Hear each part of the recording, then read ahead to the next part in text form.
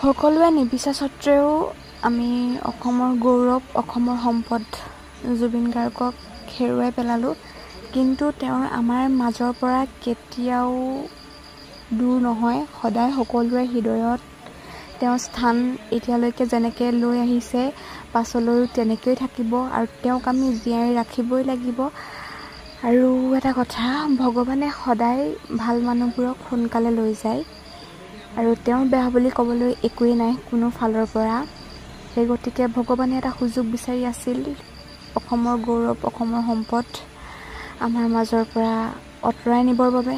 ভগৱানে এটা সুযোগ পালে আৰু তেওঁক আমাৰ মাজৰ পৰা লৈ গ'ল। সদায় তেওঁ ভালে থাকক, য'তেই থাকক, কুশলে থাকক, তাৰে কামনা কৰিম।